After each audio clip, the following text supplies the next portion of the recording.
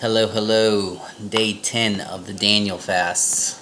I think we can consider this the halfway point, kinda, since tomorrow is day 11 and then we have 10 days left. Does that make sense? That's what I'm going with. Today's halfway point. I've been busy stuffing my face today. Been eating nonstop. Mainly because tomorrow's my full fast day. So, yeah. Got up, went to prayer service this morning. Old Mr. Derek putting on a good word as always. Just to recap what Derek talked about. He talked about Elijah in the book of Kings, about how he kept praying and praying the same prayer over and over again for years and not giving up and just keeping that hope. And I think we need to do that now. That even when we don't see the answers that we want, or we just feel like we don't hear anything, that we still gotta pray. We still gotta keep praying for the things that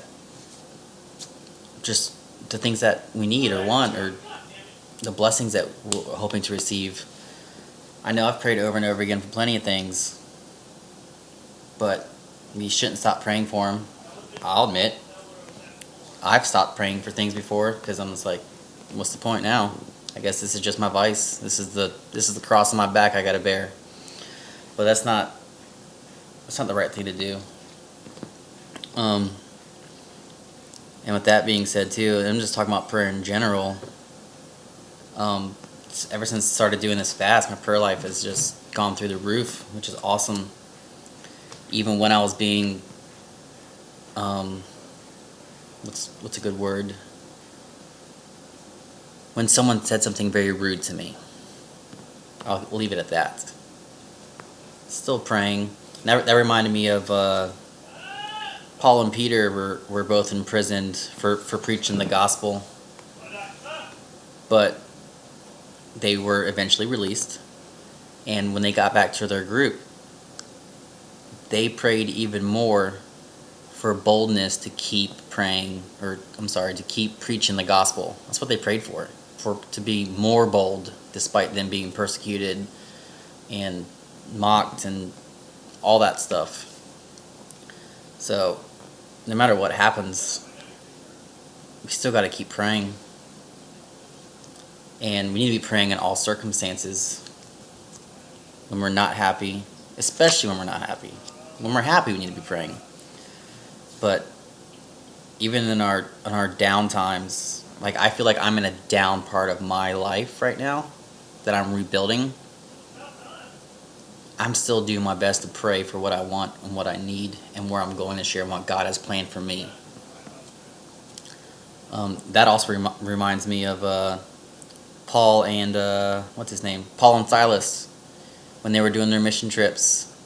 They were arrested and put in prison, but it says in the Bible that they, at midnight, they were joyfully praying to God while in prison, while in misery. And at that moment as well is when an earthquake came and freed them and opened the prison, and they were freed. And a cool little side note is, the Roman guard that was guarding them was going to take his own life, he felt like he was failing. Paul stopped him, and he saved him. How awesome is that? In your misery, you could still bring people to God, bring them to the gospel, show them His word and who He is and His love for everyone. So the point of the story is, keep praying, no matter what. God hears your cries. He hears your sorrows. He hears your worries. He hears you. But it's all in His timing. You may not hear Him. You may not feel you hear Him. You're not sure, or whatever. But He's listening, and He's there. So no matter what, keep praying, keep fasting, keep reading His Word. It's 2017. It's time to change some lives, make some breakthroughs. It's time to be redeemed. It's time.